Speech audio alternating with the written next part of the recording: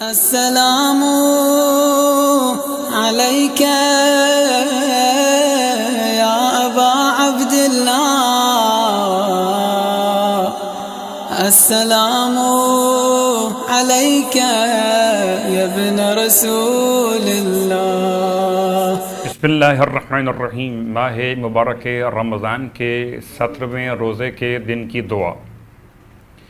اللہم اہدنی فیہ لصالح الاعمال واقض لی فیہ الحوائج والآمال یا من لا یحتاج الی التفسیر والسوال یا عالما بما فی صدور العالمین صلی علی محمد وآلہ الطاہرین۔ اس دعا کی تلاوت کا ثواب یہ کہ اس کے پڑھنے والے کو بخش دیا جائے گا اگرچہ وہ خسارہ اٹھانے والوں میں سے بھی ہو۔ ماہ رمضان کے 17ویں روزے کا ثواب اللہ کے رسول کی روایت میں اس طرح سے بیان ہوا کہ پروردگار عالم ارشاد فرمائے گا، اس دن کے روزے داروں کے لیے کہ یقیناً میں نے انہیں اور ان کے والدین کو معاف کر دیا ہے، اور پروردگار عالم ان سے قیامت کی سختیاں اٹھا لے گا۔ ماہ مبارک رمضان کے روزوں کے مسائل کے ذیل میں اگر بیماری کی وجہ سے روزے نہ رکھے ہوں اور بیماری اگلے سال تک باقی رہے تو روزے کا کیا حکم ہے؟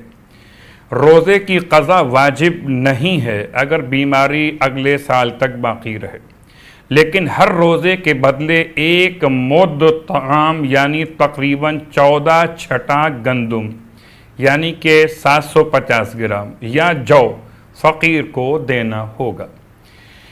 ماہ مبارک رمضان کی 17ویں رات میں مولا متقیان علی ابن ابی طالب علیہ السلام نے ارشاد فرمایا کہ جو کوئی شخص اس رات میں 2 رکعت نماز اس طرح سے ادا کرے کہ رکعت اول میں جو چاہے الحمد کے بعد تلاوت کر لے، اور رکعت دوم میں الحمد کے بعد 100 مرتبہ سورہ توحید کی تلاوت کرے، اور پھر نماز کے ختم کرنے کے بعد 100 مرتبہ لا الہ الا اللہ پڑھے گا تو خدا اسے 1000 حج اور عمرہ اور جہاد کا ثواب عطا فرمائے گا۔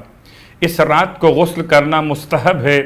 امام موسی کاظم علیہ السلام نے ارشاد فرمایا، یہ رات یعنی 17 کی رات وہی رات ہے اس میں رسول خدا نے آپ کے اصحاب سے ملاقات کی، اور اسی رات میں مشرکین جنگ بدر کے لیے آئے تھے۔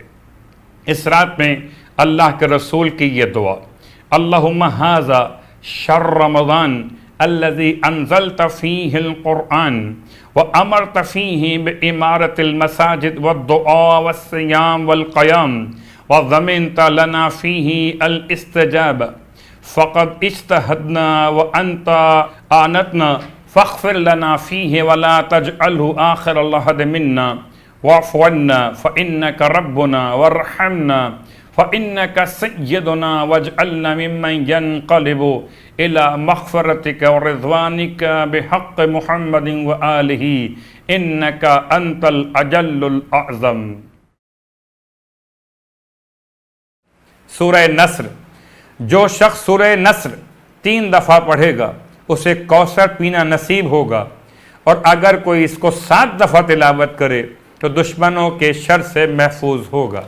پروردگار سے التماس کہ خدا ہم کو ماہ مبارک رمضان کی دعا اور ماہ مبارک رمضان کے تلاوت قرآن کا شوق عطا فرمائے۔ والسلام علیکم ورحمۃ اللہ وبرکاتہ۔